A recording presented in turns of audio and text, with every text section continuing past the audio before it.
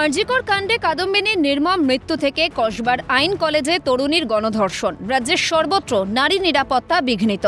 প্রতিবাদে আবারও পথে নামল বিজেপি। বিরোধী দলনেতা শুভেন্দু অধিকারীর নেতৃত্বে কন্যা সুরক্ষা যাত্রার আয়োজন। গোলপাড় থেকে কসবা থানা পর্যন্ত বিজেপির মিছিলের আয়োজন। প্রতিবাদ মিছিলে পা মেলালেন রুদ্রনীল ঘোষ, সর্বরী মুখোপাধ্যায় সহ একাধিক বিজেপি নেতৃত্ব।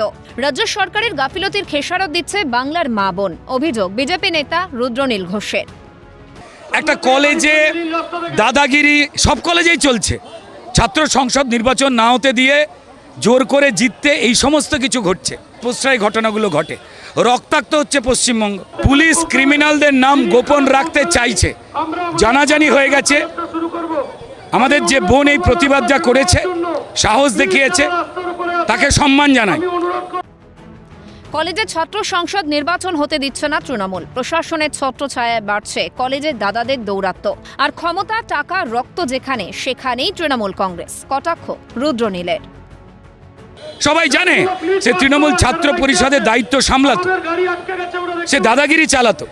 কলেজের ছাত্র সংসদ নির্বাচন না হয়ে গিয়ে টাকা তোলা, ভর্তি করা, এই সব কিছুর সঙ্গে জড়িয়ে রয়েছে। যেখানে টাকা, ক্ষমতা, রক্ত রয়েছে সেখানে তৃণমূল রয়েছে। সাধারণ মায়েদের বলছি, তৈরি থাকুন। এরপর কিন্তু আপনাদের পাড়ার কলেজটা পরিস্থিতি কি দাঁড়িয়েছে, ডাক্তার, উকিল, এবারকার ইঞ্জিনিয়ার, গোটা রাজ্য থেকে লেখাপড়াটাকে ডকে উঠিয়ে দেবে। কি চাইছেন আপনারা? মা বোনের সম্মান রক্ষায় এদিন মশাল জ্বালিয়ে অঙ্গীকার গেরুয়া শিবিরের। কন্যা সুরক্ষা যাত্রা থেকে আগামীর কর্মসূচি ঘোষণা বিরোধী দলনেতা শুভেন্দু অধিকারীর। পাশাপাশি কাদম্বিনীর মৃত্যুর 1 বছর পূর্ণ হওয়ার দিনেই নবান্ন অভিযানের পরিকল্পনা। অরাজনৈতিক মিছিলের ডাক বিরোধী দলনেতার।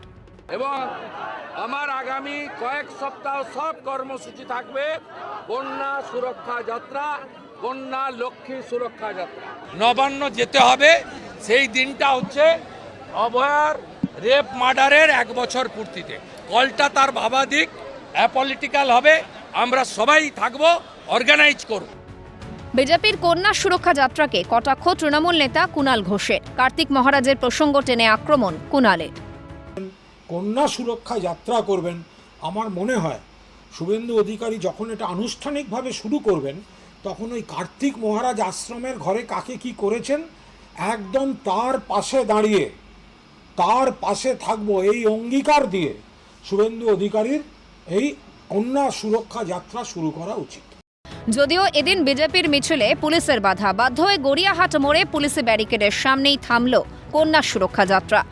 তবে পুলিশি বাধায় থামবে না প্রতিবাদ। 2রা জুলাই আদালতের নির্দেশ নিয়েই কসবা থানার উদ্দেশ্যে রওনা দেবে দল, হুঁশিয়ারি বিরোধী দলনেতা শুভেন্দু অধিকারীর।